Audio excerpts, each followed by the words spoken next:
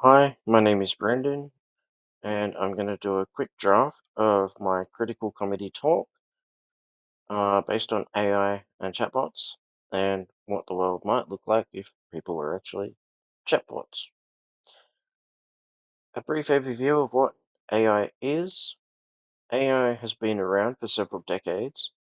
AI is basically a bunch of neural networks not attached to people. Hence the word artificial is first and then intelligence. It's not real, although the more I study and use it, the more I realize it's kind of like real intelligence. It's just some people are smarter than others. Chatbots are a lot like people, and LLMs, or learning language models, are like families. An LLM is programmed to respond a certain way with certain ways of thinking, just like people. Chatbots react to these things called prompts. Again, just like people. Did you know that prompts have been around a lot longer than you think? Probably since people could communicate with each other. Kids prompt their parents for food, wives prompt their husbands to get things done, and husbands have their own set of prompts to try and get their own way. I'm now going to address some problems with AI. There's all these things to consider, like regulations, environmental problems, the social settings to consider, the future of the workplace, the home, and even things like churches. If you want to look at some of the environmental factors, probably the biggest one has to be with water, basically. I mean, water is used to cool down data centers and it takes a huge amount of water.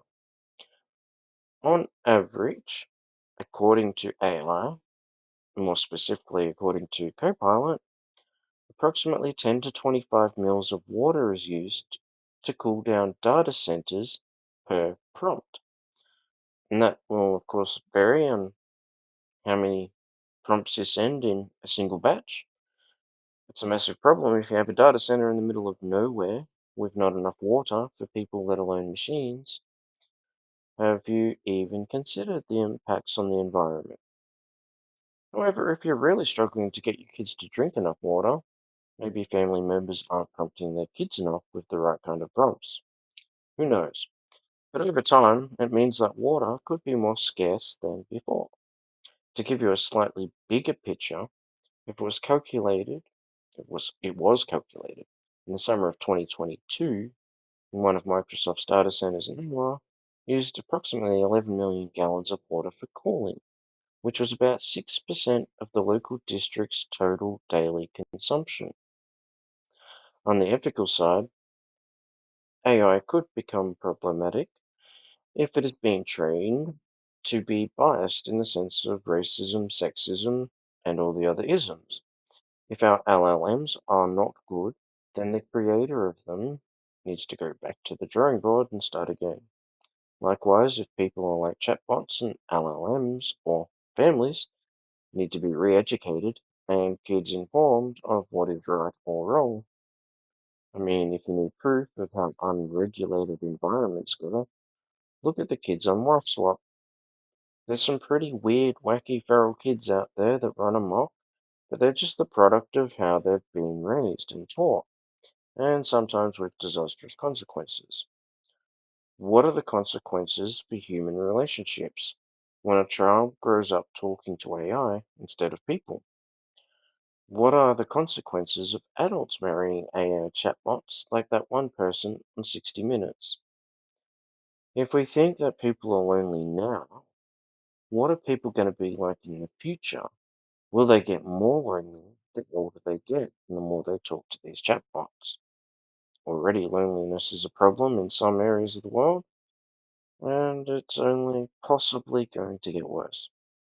People are going to be forgetting how to even communicate with another human being potentially, which reminds me again that people are like chatbots a lot more than we think. And so we enter the discussion on prompt mode, prompts, and chatbots. When it comes to families and people being like chatbots, I'm going to try and convince you that people are like chatbots first off. Let's start with the definition, though, of a prompt. A prompt has been defined by Google as a cue to action, a piece of text used to elicit a specific response or a request for information. More specifically with AI, a prompt is an instruction or instructions that guide the generation of text, code, or other outputs. Just like people, really. Hey, parents prompt their kids to do their homework as an input, and the output varies depending on the prompt, the language used, the tone that's used, and so on and so forth.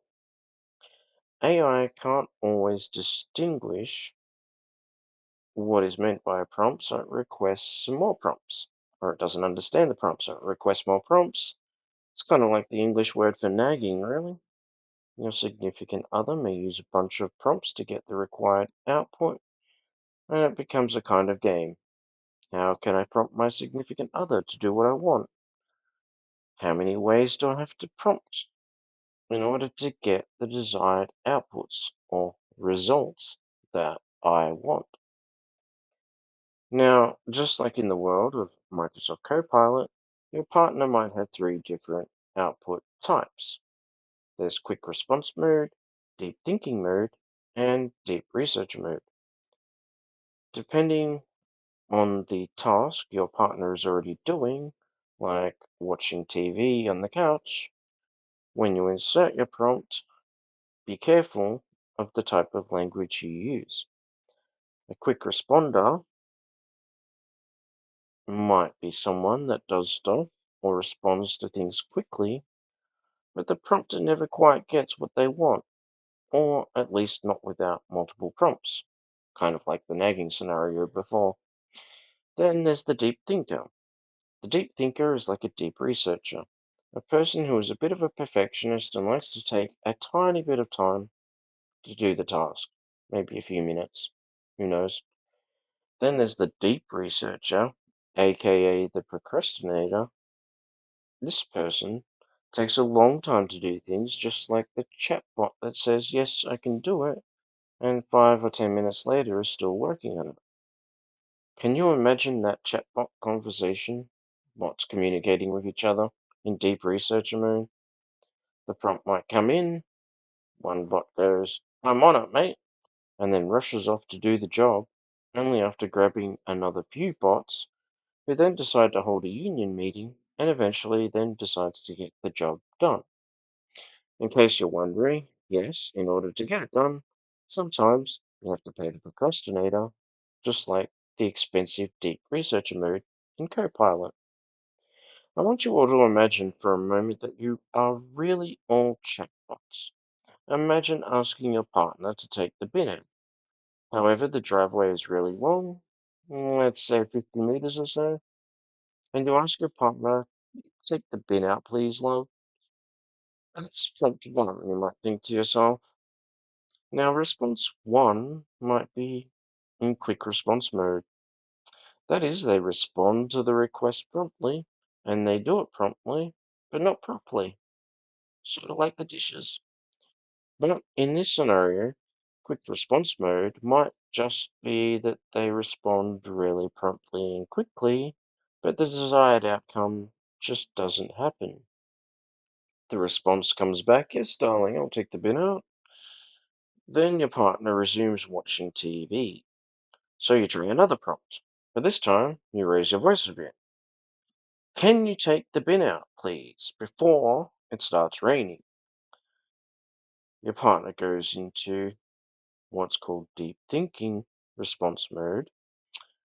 After a bit of thought, your partner might respond, yes, I'll take the bin out, and the next commercial break. And the person responding thinks that this will shut the other half up for a bit. Then comes another prompt. After the next set of ads has been and gone, and the prompt might come in, can you take the bloody bin out now? or I'm going to dot, kick your backside or some other threat that your partner does, this time in deep research mode, which takes a while, like an invisible spinning circle normally pops up on your screen with an approximate time limit. The response might come back, son, can you take the bin out and I'll give you $5 to do it? Immediately, the son comes out and takes the bin out, but only after you have given him the $5, of course. Unfortunately, just like in some AI models, if you want results and done by a certain time and done as correctly as possible, like Microsoft Copilot Pro, you have to pay for it. So the world of prompts and family life begins and can be challenging in more ways than one. What about the prompts you have to use on the kids? Hey Dave, can you wash the dishes? Can you clean your room? Have you done your homework? If all the chores and prompts get the output of deep research mode, you may have to provide some incentives, just like some AI chatbots need money. How much you pay may or may not get you a better output, but hey, at least you tried. Same thing kind of happens at work. Just be careful not to bring your work home with you. Isn't that a saying? Don't bring your work home. Problem is, after prompting your computer all day at work, when you get home, you have to prompt your family to do stuff as well. Imagine your boss asking you to complete a task at work at 10 a.m. in the morning, and they want it done by 5 p.m. Sure thing, comes the response. Then deep research mode kicks in, and before you know it, procrastination is alive and kicking. That is, until 5 p.m. comes and your boss wants that report. All of a sudden, you're forced to go into quick response mode. You might say, I'm sorry, boss. That stupid AI program you told me to use didn't do what it was supposed to, so I couldn't do the work in time. Or you might go into quick response mode and just go and head for the exit as quickly as possible and make a run for it and drive home and avoid your boss completely.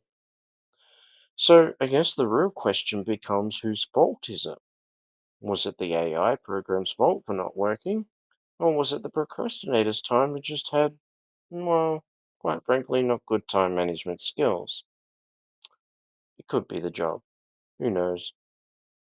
So you see how much like chatbots we are? I mean, I tried using a similar analogy at church once to explain how God is three in one, Father, Son, and Holy Spirit. God might seem exactly the same in that he has potentially a quick responder mode, deep thinker mode, or deep researcher mode. That's deep researcher mode when it comes to answering prayers. Like, even if you pray to God, sometimes it might feel like God answers prayers like that. Some might argue that God is always in deep researcher mode. Depends on how much you tithe that week. Depends on how quickly he answers your prayers for supernatural provision and money. Who knows? Imagine AI world being absolutely everywhere, which it kind of already is. AI in church could be really scary, where the sermons are written by a chatbot, and you have no idea if it is correct or not. And that's when you start teasing the pastor or priest and say the Bible says that Jesus talked to his disciples and said, come and follow me, and I will make you fishers of men. But all you seem to be doing is fishing for prompts, the right prompts, to help you write your sermon. I want you to remember, though, that AI is made in man's image and not God's image. Man programmed the LLM. Trying to prompt your way through ChatGPT to write the perfect sermon is an ethical and moral discussion to be had, for sure. Imagine AI in the shopping space. We are all like mystery shoppers that are shopping for the truth in an artificial world. We need to learn how to determine what is real and what is fake. Social media has become a minefield for deep fake stuff. Fake articles, half written by people, half written by AI. Artificial workplaces likewise need to exercise caution. especially with publications and everything written for public consumption. Consumer laws, false information, ethical considerations, and boundaries need to be put in place. Yes, AI is a tool, but like all tools, they can be abused. And since AI is biased to one outcome, caution needs to be exercised. There are more issues here than I can tackle at the moment, but ultimately just remember that AI is a tool. Consider how you and your family use it, and pray for the proper government regulations to be in place. Education in schools could be dangerous depending on how AI is used. Copyright, all that kind of stuff. Biases and prejudices may just rear their ugly heads and teach your children how to think the wrong way. Or actually, studies show that using AI a lot can dull your child's thinking capacity. One of the most important things we can do is teach our kids and family members common sense. Test what is real and to test what is fake. We need to ask deeper and more meaningful questions whilst considering the environmental needs of AI and what it really, really might just cost the human race. Thanks for listening and have a good day. Thus concludes my draft and practice run. Thank you.